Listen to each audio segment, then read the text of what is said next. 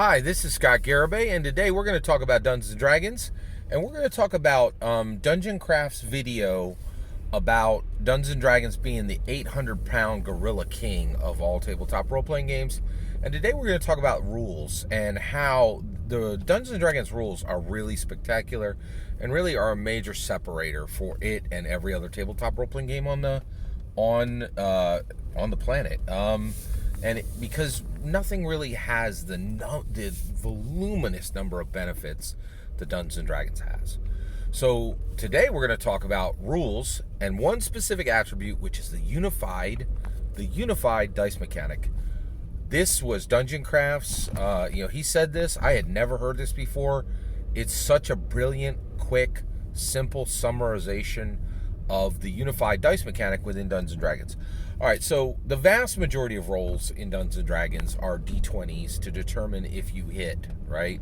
If you hit with a spell, if you hit with your attack, right? And actually, if you hit with your attack, whether that attack is a spell or if it's a melee attack, or if it's some foot or hand attack that counts as a weapon attack. So the vast majority are D20 rolls. And what Dungeon Craft explained is he's like, this is really unified, and I never heard this before. It's so simple and so elegant and so true, right? So he's like, here's the thing. You roll your D20, and this is what happens. When you roll your D20, you get a 15 and you succeed, or you get a 9 and you fail. 10 to 14, check your sheet or check your book. I was like, that is really true. Like, that is really, really true. Like, that covers the vast amount of rolls in Dungeons & Dragons, right?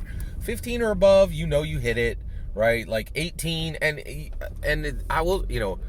is really annoying, right? Like, you'll roll an 18, and the Dungeon Master will be like, what's your proficiency? What's your strength or your dex? What's the point, right? Like 9 chances out of 10, it's already known, right? And I think a lot of people don't really realize this, but it really is a very unified. There's exceptions, but the reality is, if you just understand this, roll a 15 or above, you succeeded. Roll a 9 or below, you failed, right? And 10 to 14, yeah, go ahead and check that prof. That proficiency. Go ahead and check that attribute score, that attribute plus. I have no idea why we still are keeping these stupid attribute scores around. They're completely useless and fuse everything, right? That is one of the bad things about D&D 5e. Though, I got a 16. It's just ridiculous. It's so useless. They should really just go with a plus, right? But this very clear understanding of this unified dice mechanic, absolutely brilliant. Just a brilliant summarization of how the dice work in D&D. And the reality is, we could tell, newbies, hey, 15 or above, just say they passed. 9 or below, just say they failed. Have them check the sheet. If it's a 10 to 14, you're going to save yourself a bunch of time. And you might be wrong every now and then, but you're going to save so much time. The few times when you're wrong is going to be worth it. And then one time where the person goes, hey, I actually made it. You're like, oh my gosh, I did. I totally missed. I kind of forbargled your roll there. You find a 500 gold piece gem on the ground. It's going to be easy to fix, right? Because you have the power to fix it. Because you are a dungeon master, and essentially dungeon masters within the D&D sphere are kind of like deities, right? We control the weather, we control all the people, the fate of everyone's life is in our hands, right? And so I just thought this was a brilliant, beautiful summarization of just another reason why D&D is absolutely uncontested queen of the world when it comes to Dungeons & Dragons. And it's when it comes to tabletop role-playing games, right?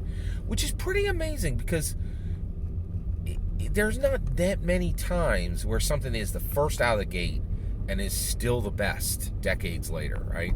There are some very, Magic the Gathering is like that. It was the first CCG out of the gate. It's still by far the most successful. And Coca-Cola, right? Coca-Cola was really one of the first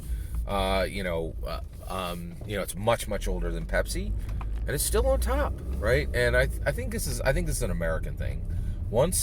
I think there's a real change happening in America where we are really setting the pace for the globe. Like what happens here, it's the thing, and then it comes to other countries, 5, 10, 20 years later, right? Very, very interesting. So, a big thank you to Dungeon Craft for this amazing video linked below. I think this is one of the most important D&D commentary videos of the year. There was a lot of thought and summarization and sage wisdom in this video, and that's why I'm just going over it in high detail, because I really think it's important. Thanks for your patience with me going on at length about this. It's really important to me. Please consider liking and subscribing, and have a wonderful millennium.